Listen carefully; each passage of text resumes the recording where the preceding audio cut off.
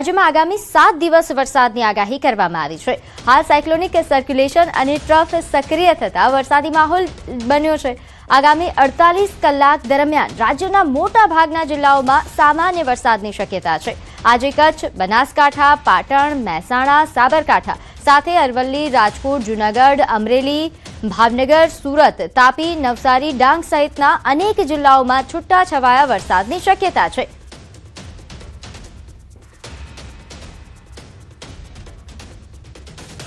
25 जून से लेकर 1 जुलाई तक इसमें हल्का से मध्यम बरसात का संभावना है। गुजरात रीजन और सौराष्ट्र को दोनों रीजन के लिए सौराष्ट्र की देवभूमि, द्वारका, जामनगर और पोरबंदर को छोड़ के बाकी एरिया में हल्का से मध्यम बरसात का पूर्वानुमान दिया गया है। मध्य प्रदेश के ऊपर दक्षिण पूर्वी भाग में और आसपास के क्षेत्र में 3.1 और 5.8 किलोमीटर ऊंचाई में एक साइक्लोनिक सर्कुलेशन है।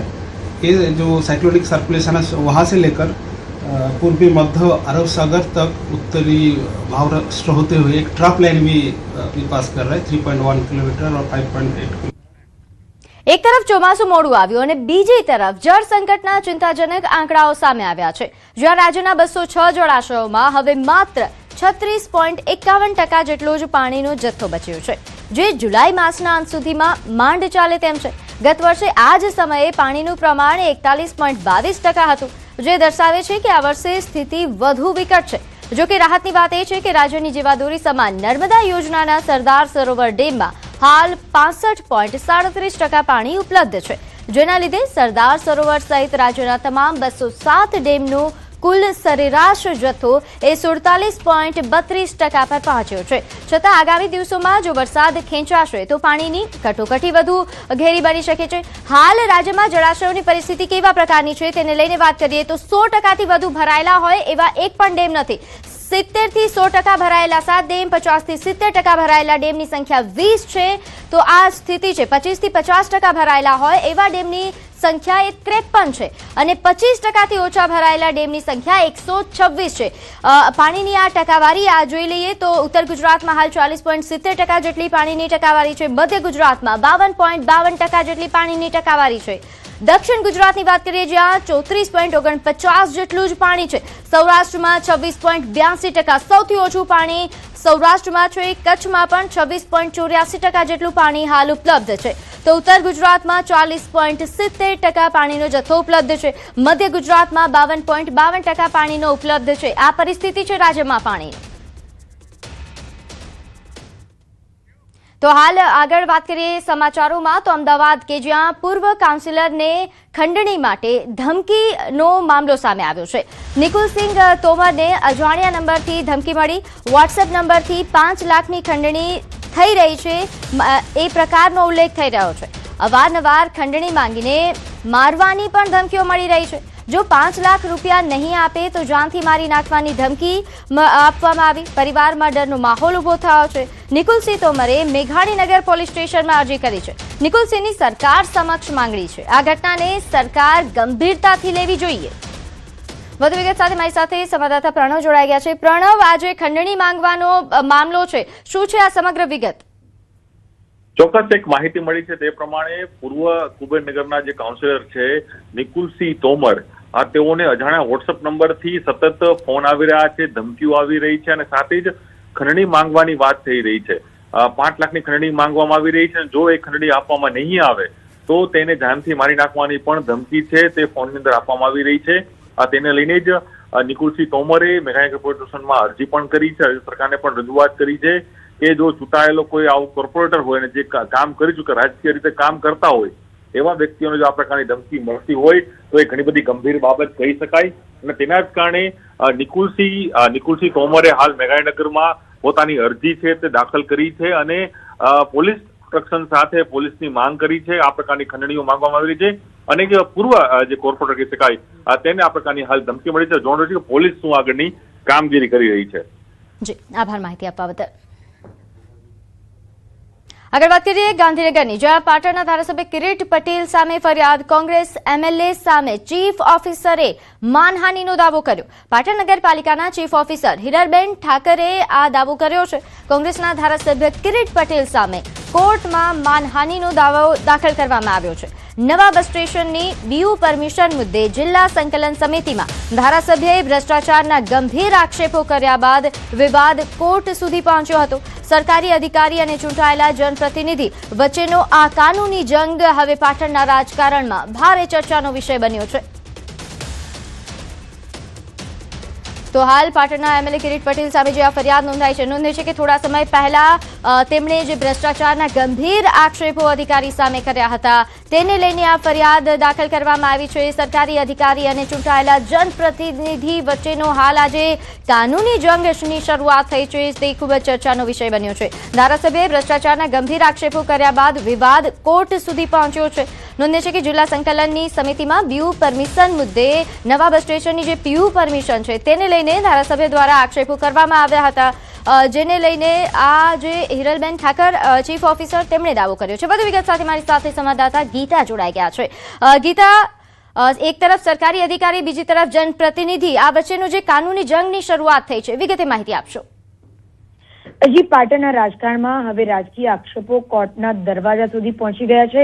પાટણ નગરપાલિકાના ચીફ ઓફિસર હિરલબેન ઠાકરે કોંગ્રેસના ધારાસભ્ય કિરીટ પટેલ સામે માનહાનિનો દાવો દાખલ કરતા સમગ્ર મામલો ચર્ચાના કેન્દ્રમાં આવ્યો છે. સરકારી અધિકારી દ્વારા ચૂંટાયેલા ધારાસભ્ય સામે કોર્ટમાં જવાનો નિર્ણય લેવાતા ઉત્તર ગુજરાતના રાજકીય અને વહીવટી વર્તુળોમાં ભારે ચર્ચા શરૂ થઈ છે. આ વિવાદનું મૂળ પાટણના નવા બસ સ્ટેશનને આપવામાં આવેલી બિલ્ડિંગની જે બીયુ પરમિશન સાથે જોડાયેલું હોવાનું સામે આવ્યું છે. તાજેતરમાં જ યોજાયેલી જિલ્લા સંકલન સમિતિની બેઠક દરમિયાન ધારાસભ્ય કિરીટ પટેલે પાલિકા તંત્ર પર ગંભીર આક્ષેપો કર્યા હતા. તેમણે નવા બસ સ્ટેશનને બીયુ પરમિશન આપવામાં વ્યાપક ગેરરીતિ અને ભ્રષ્ટાચાર થયો હોવાનો આક્ષેપ કરતા ચીફ ઓફિસરની કામગીરી પર પણ સવાલો ઉઠ્યા હતા. બેઠક દરમિયાન ધારાસભ્યએ શહેરમાં ટ્રાફિક વ્યવસ્થા, મુખ્ય માર્ગો પરના દબાણો અને અનધિકૃત પાર્કિંગ જેવા મુદ્દાઓને લઈને પણ પાલિકા તંત્રની કામગીરીની ટીકા કરી હતી. જાહેર મંચ પરથી કરવામાં આવેલા આ નિવેદનો બાદ સમગ્ર મામલો ચર્ચાનો વિષય બન્યો હતો, રાજકીય ચર્ચાનો વિષય બન્યો હતો. અને જ્યાં સુધી સૂત્રોનું માનીએ તો ચીફ ઓફિસર હિરલબેન ઠાકરનું માનવું છે કે ધારાસભ્ય દ્વારા કરવામાં આવેલા જાહેર આક્ષેપો તથ્યવિહોણા છે અને તેના કારણે તેમની વ્યક્તિગત તેમજ અધિકારી તરીકેની પ્રતિષ્ઠાને નુકસાન પહોંચ્યું છે. અને આ જ કારણોસર તેમણે કોર્ટનો આશરો લઈને ધારાસભ્ય સામે માનહાનિનો દાવો દાખલ કર્યો છે. એટલે આમ સરકારી અધિકારી અને ચૂંટાયેલા જનપ્રતિનિધિ વચ્ચેનો આ કાનૂની વિવાદ હવે નવા તબક્કામાં પ્રવેશ્યો છે. સામાન્ય રીતે આવા વિવાદો વહીવટી અથવા રાજકીય સ્તરે સમાપ્ત થતા હોય છે, પરંતુ આ મામલો સીધો કોર્ટ સુધી પહોંચતા હવે તેનું રાજકીય મહત્વ વધી ગયું છે. હવે સમગ્ર મામલો ન્યાયિક પ્રક્રિયા હેઠળ છે, પરંતુ કોર્ટ આ અરજી અંગે શું વલણ અપનાવે છે અને બંને પક્ષો તરફથી શું દલીલો કરવામાં આવે છે તેના પર હવે સૌની નજર રહેશે. અને પાટણના રાજકારણમાં કેસ હવે આગામી દિવસોમાં વધુ ગરમાવો લાવે તેવી પણ શક્યતા વ્યક્ત કરવામાં આવી રહી છે. જી, આભાર માહિતી આપવા બદલ. આગળ વાત કરીએ જૂનાગઢની, જ્યાં સિંહ બાળના શંકાસ્પદ મોત મામલે ખુલાસો. પોસ્ટમોર્ટમમાં સામે આવ્યા ચોંકાવનારા ખુલાસા. સિંહ બાળના શરીર પર ગંભીર ઈજાના નિશાન છે. પાછળના પગ અને કપાળના ભાગે ગંભીર ઈજા હતી. જૂનાગઢ ડિવિઝનના નાયબ વન સંરક્ષણ અક્ષય જોશીનું નિવેદન છે. 3 વેટરનરી ડોક્ટર દ્વારા પોસ્ટમોર્ટમ કરવામાં આવ્યું. પ્રાથમિક તપાસમાં સિંહ બાળના શરીર પર ગંભીર ઈજાના નિશાન જોવા મળ્યા હતા, જેથી સિંહ બાળ પર હુમલો થયાની શક્યતા જણાતી હતી. શંકાસ્પદ 52 ચાવડા નામનો શખ્સ ફરાર છે.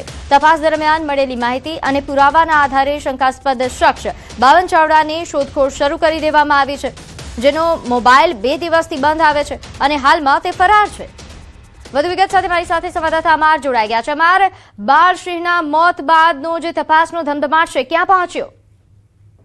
ચોક્કસ પ્રીતિ, કે જે રીતે ગઈકાલે સિંહબાળ છે તે મળી આવ્યો છે ગિરનાર જંગલની જે બોર્ડર છે ત્યાંથી જ આ મૃતદેહ મળી આવ્યો હતો વાળંદ સોસાયટી પાસેથી. અને તેને લઈ 52 જે વ્યક્તિ છે તે હાલ ફરાર છે. વન વિભાગ દ્વારા શોધખોળ કરવામાં આવી રહી છે. ગઈકાલે પીએમ રિપોર્ટ આવ્યો અને તેમાં પણ સ્પષ્ટ સામે આવ્યું છે કે જે રીતે તેને કોઈ હથિયાર વડે મારવામાં આવ્યું છે, એટલે કે હત્યાની જે શંકા છે તે જ બની છે. જ્યારે હવે 52 ચાવડાની શોધખોળ કરાઈ રહી છે, પોલીસની મદદ લેવામાં આવી છે અને અંતે જે તેના મોબાઈલનું જે સિમ કાર્ડ છે તે જૂનાગઢના મોતીબાગ નજીક બંધ થયું છે 2 દિવસ પહેલા, તેવી એક માહિતી પ્રાપ્ત થઈ છે. બીજી તરફ જે સિંહબાળ છે તેના પગના ભાગે અને કપાળના ભાગે ગંભીર ઈજાઓ છે, ફ્રેક્ચર જેવી ઈજાઓ છે તે સામે આવ્યું છે. આ 3 સિંહબાળ હતા કે જે ગણેશનગર અને વાણંદ સોસાયટી વિસ્તારમાં આવી ચડ્યા હતા માતા સિંહણ સાથે, અને તે સમયે એક સિંહબાળ કૂવામાં ખાબક્યું હતું અને બીજા 2 સિંહબાળ ત્યાં હતા. તેમાંથી એક સિંહબાળની જે ત્યાંથી પકડી લેવામાં આવ્યું તેવી એક માહિતી પ્રાપ્ત થઈ રહી છે અને અન્ય સિંહબાળ છે ત્યાંથી નોખું પડી ગયું હતું માતા સાથે. એટલે કે હાલ વન વિભાગે જે અન્ય જે સિંહોનું ગ્રુપ છે તેને સુરક્ષિત રીતે જંગલમાં ખસેડી દીધું છે. જે રેસ્ક્યુ કરવામાં આવેલું સિંહબાળ હતું તેને પણ ગઈકાલે જંગલમાં છોડી દીધું છે અને હાલ જે સિંહની હત્યામાં જે શંકાસ્પદ વ્યક્તિ છે તેની શોધખોળ શરૂ કરાઈ છે. જી આભાર માહિતી આપવા બદલ. તો આ તરફ સોમનાથમાં દીપડાનું બચ્ચું ભૂગર્ભ ટેન્કમાં ખાબક્યું. સિવેજ ટ્રીટમેન્ટ પ્લાન્ટની ભૂગર્ભ ટેન્કમાં દીપડાનું બચ્ચું પડ્યું. ઘટનાની જાણ થતાં વન વિભાગની ટીમ તાત્કાલિક ઘટના સ્થળ પર પહોંચી. વન વિભાગે રેસ્ક્યુ ઓપરેશન હાથ ધરી બચ્ચાને બહાર કાઢવાના પ્રયાસો શરૂ કર્યા. કલાકોની જહેમત બાદ દીપડાના બચ્ચાને સુરક્ષિત રીતે બહાર કાઢવામાં સફળતા મળી. રેસ્ક્યુ બાદ બચ્ચાની તંદુરસ્તીની તપાસ કરવામાં આવી. વન વિભાગની સતર્કતા અને ઝડપી કામગીરીથી દીપડાનું બચ્ચું સુરક્ષિત બચી ગયું. ઘટનાને લઈને સ્થાનિકોમાં પણ ભારે ઉત્સુકતા જોવા મળી. હવે આગળ વાત કરીએ રાજકોટના ગોંડલ હાઈવે પર આવેલા આગમન સિટી ફ્લેટમાં જેતપુરની 23 વર્ષીય યુવતી નંદની બોસમિયાના શંકાસ્પદ મોતથી ચકચાર મચી ગઈ છે. લિવિનમાં રહેતા વિધર્મી પ્રેમી અસલમ હુસેન સમા અને તેના પરિવારના અસહ્ય શારીરિક અને માનસિક ત્રાસના કારણે આ ઘટના બન્યા હોવાના ગંભીર આક્ષેપો થઈ રહ્યા છે. પરિવારનો દાવો છે કે આત્મહત્યા નહીં પરંતુ આયોજનબદ્ધ હત્યા હોઈ શકે છે. સમગ્ર મામલે પોલીસે ફોરેન્સિક પોસ્ટમોર્ટમ સહિતની કાર્યવાહી હાથ ધરી છે અને સત્તાવાર તપાસ રિપોર્ટની રાહ જોવાઈ રહી છે. સોશિયલ મીડિયા પર પપ્પા હું જિંદગીનો જંગ હારી ગઈ એવું લખનારી નંદનીએ ખરેખર ત્રાસથી કંટાળીને આત્મહત્યા કરી છે કે પછી તેની પાછળ કોઈ મોટી સાજિશ છે તે પોલીસના સત્તાવાર રિપોર્ટ બાદ જ બહાર આવશે. કરાર કરીને રાજકોટ રૂમ ભાડે રાખીને રહેતા હતા. 2 વચ્ચે ડખા થયા કંઈક કે ઓલો એના ઘરવાળી પાસે વહી જાય, પરણિત હતો પોતે, એની ઘરવાળી પાસે વહી જાય એવું. અને જે તે સમયે નંદનીને એને એવું કીધું હતું કે 4 વર્ષથી મારી ઘરવાળી એને કોઈ સંબંધ જ નથી.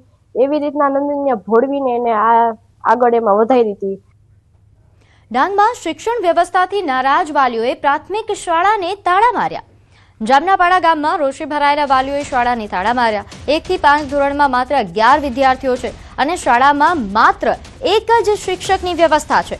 એટલું જ નહીં, શિક્ષક અનિયમિત આવતા હોવાના અને વારંવાર બદલાતા હોવાના વાલીઓના આક્ષેપ છે. બાળકોના ભણતર પર ગંભીર અસર પડતી હોવાથી ગ્રામજનોમાં રોષ ભભૂક્યો. અનેક રજૂઆતો છતાં ઉકેલ ન આવતા વાલીઓ અને ગ્રામજનોએ શાળાને તાળા માર્યા. ગામ લોકોના જણાવ્યા મુજબ દર 15 દિવસ કે પછી મહિને શિક્ષક બદલાઈ જાય છે, જેના કારણે બાળકોનું શિક્ષણ ખોરવાઈ રહ્યું છે. પ્રાથમિક શાળામાં એવી પ્રોબ્લેમ છે કે ગઈ 1-1.5 વર્ષથી અમારી રજૂઆત એવી હતી કે કાયમ માટે શિક્ષક અમને જોઈએ. છતાંય સાહેબ લોકો આવીને અમને ગોલ ફર્યા કરી. છતાં એના આધારે મૌખિક રજૂઆત કરી, લેખિત પણ અમે રજૂઆત કરી, છતાં એના કોઈ ઉકેલ નથી આવેલો. અમારા છોકરા લોકોને 1 થી 1.5 વર્ષ થયા, સારી રીતે અહીંયા શિક્ષણ નથી મળતું. તો અમારી એ માંગ છે કે જ્યાં સુધી અહીંયા સારી રીતે શિક્ષણ નથી મળતું ત્યાં સુધી અહીંયા ટીચરને સારો ટીચર જોઈએ, અહીંયા સારી રીતે ભણાવે અને ગણાવે. અત્યારથી શાળા શરૂ થઈ ત્યારથી એક શિક્ષકની કામગીરી આપવામાં આવેલ છે અને જે શિક્ષક નિયમિત શાળામાં આવે છે. અમારી પાસે એવી કોઈ રજૂઆત કરવામાં આવી નથી કે શિક્ષક નથી આવતા કે એવું કંઈ. અમદાવાદ સાયબર ક્રાઇમ બ્રાન્ચે એપીકે ફાઇલ મારફતે ઓનલાઈન છેતરપિંડી આચરતા ગેંગનો પર્દાફાશ કર્યો. એપીકે ફાઇલ ડેવલપર સહિત 3 આરોપીઓની ધરપકડ કરી છે. આરોપીઓ ગેસ કનેક્શન રદ થવાના બહાને લોકોના મોબાઈલમાં એપીકે ફાઇલ ઇન્સ્ટોલ કરાવી ફોન હેક કરીને રૂપિયા પડાવતા હતા. તપાસમાં સામે આવ્યું છે કે મુખ્ય આરોપીએ અલગ અલગ 18 બેંકોની એપીકે ફાઇલો પણ બનાવી હતી અને તે દર મહિને લાખો રૂપિયાની કમાણી કરતો હતો.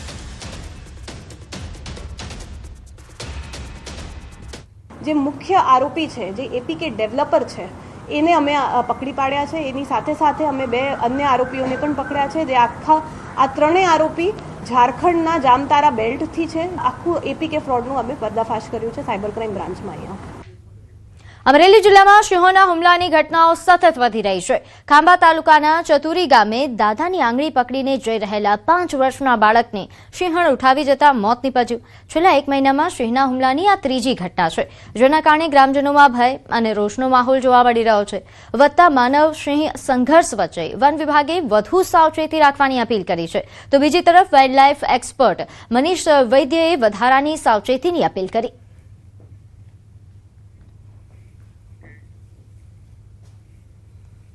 આપણે એની વસ્તીને સાચવીએ છીએ, વસ્તી વધે એવું સાચવીએ છીએ, પણ એને મિટિગેટ નથી કરી શકતા. ગીર અભયારણ્ય છે, એની અંદર માંડ 300 જેટલા સિંહ માય એવા છે.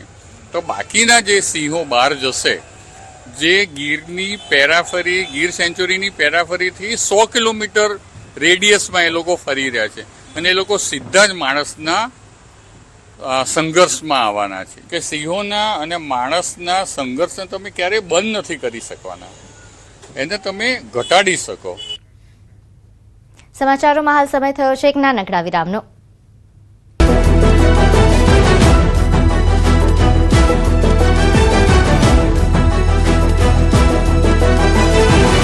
ગુજરાતમાં ચોમાસાની ધમાકેદાર એન્ટ્રી, હવે ધમધોકાર પડશે વરસાદ. અંદાજે 10 દિવસથી વધુ સમય સુધી રાહ જોવડાવ્યા બાદ અંતે ગુજરાતમાં ચોમાસાના રૂમઝૂમ કરતા એન્ટ્રીના દ્રશ્યો જુઓ. મુંબઈમાં બગડાટી બોલાવ્યા બાદ દક્ષિણ ગુજરાતથી ચોમાસાના શ્રી ગણેશ થયા છે. ચોમાસા એવી છલાંગ મારી કે સીધું 8 જિલ્લામાં પહોંચી ગયું. આ સાથે ગુજરાતના ધરતીપુત્રોની આતુરતાનો અંત આવી ગયો છે. જેની દિવસ રાત રાહ જોઈ રહ્યા હતા તે નૈઋત્યનું ચોમાસું ગુજરાતમાં વિધિવત રીતે મંગલ પધરામણી કરી જતા હાશકારો થયો છે. હવામાન વિભાગે ગુજરાતમાં ચોમાસું પહોંચી ગયાનું એલાન કરી દીધું છે. સામાન્ય રીતે 15 જૂન આસપાસ ગુજરાતમાં ચોમાસું એન્ટ્રી મારતું હોય છે, પરંતુ આ વખતે 10 દિવસ મોડું પાપા પગલી કરતું ચોમાસાએ ગુજરાતમાં પ્રવેશ મેળવ્યો છે. ભલે મોડું પહોંચ્યું હોય, પરંતુ છલાંગ મારી છેક છોટાઉદેપુર સુધી પહોંચી ગયું. રાજ્યના 8 જિલ્લામાં ચોમાસાનું આગમન થયું છે.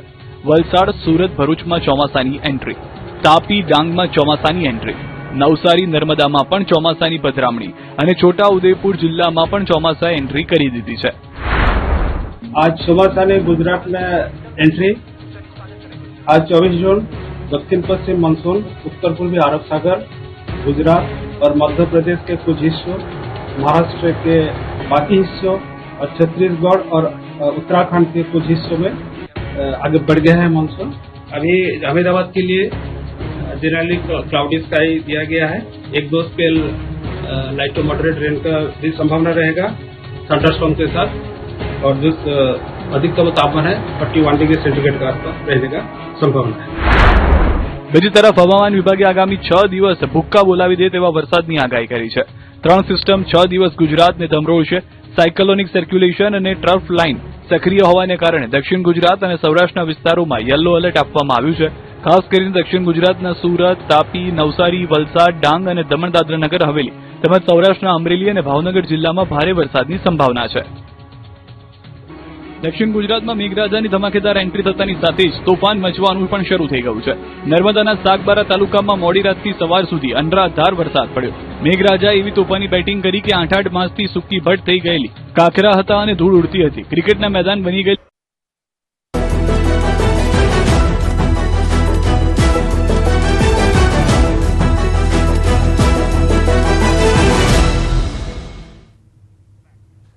વિરામ બાદ આપનું સ્વાગત છે. આગળ વાત કરીએ અમદાવાદમાં રથયાત્રા અને તાજિયા પહેલા Ahmedabad municipal corporation alert mode પર જોવા મળી રહી છે.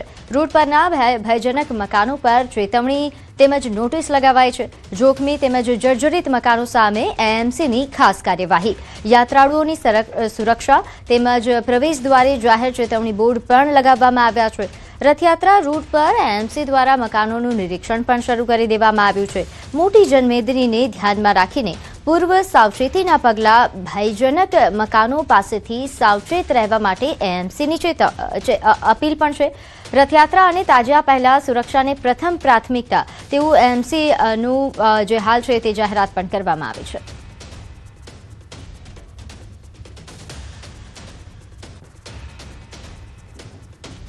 આગળ વાત કરીએ જરૂર જિલ્લાના રતનગઢ અને સરદાર શહેરમાં ભારે વરસાદ, જ્યાં રતનગઢ સરદાર શહેરમાં પૂર જેવી સ્થિતિ સર્જાઈ છે. મુશળધાર વરસાદથી જનજીવન અસ્તવ્યસ્ત થઈ ગયું છે. રતનગઢમાં આશરે પોણા કલાક સુધી વરસાદ ખાબક્યો. 1 ઇંચથી વધુ વરસાદ પડ્યો, જેના કારણે શહેરમાં અનેક સ્થળોએ પૂર જેવી સ્થિતિ સર્જાઈ. રસ્તાઓ પર પાણી ભરાઈ જવાના કારણે વાહન વ્યવહાર પ્રભાવિત થયો. લોકોને ભારે હાલાકીનો સામનો કરવો પડ્યો. અહીં બંધણાઉ ગામમાં વરસાદના તેજ પ્રવાહ વચ્ચે એક યુવકની બાઇક પાણીમાં ફસાઈ ગઈ, જેને ભારે જહેમત બાદ બહાર કાઢવામાં આવી હતી. તેજ પવનના કારણે કેટલીય જગ્યાએ પતરા ઉડી ગયા હતા અને સોલાર પેનલોને પણ નુકસાન પહોંચ્યું હતું. રતનગઢના ઉત્તરાદા બજાર તેમજ ચરુ રોડ, સરદાર શહેર બાયપાસ માર્ગ, દેરાજર રોડ તેમજ બસ સ્ટેન્ડ અને જિલ્લા હોસ્પિટલની સામે પોસ્ટ ઓફિસ રોડ સહિતના અનેક વિસ્તારોમાં વરસાદી પાણી જમા થઈ ગયું છે. કેટલીય જગ્યાએ રસ્તાઓ તળાવમાં ફેરવાયેલા જોવા મળ્યા. બીજી તરફ સરદાર શહેરમાં પણ ભારે વરસાદના કારણે મુખ્ય બજાર, શિવ માર્કેટ, શાકભાજી માર્કેટ, શ્રીરામ મંદિર વિસ્તાર સાથે સોમનાથ આશ્રમ, કાચુ બસ સ્ટેન્ડ અને મીના ગેસ્ટ હાઉસની આસપાસના રસ્તાઓ પાણીમાં ગરકાવ થઈ ગયા હતા. પાણી ભરાવવાના કારણે વાહન ચાલકો અને રાહદારીઓને અવરજવરમાં ભારે મુશ્કેલીનો સામનો કરવો પડ્યો હતો.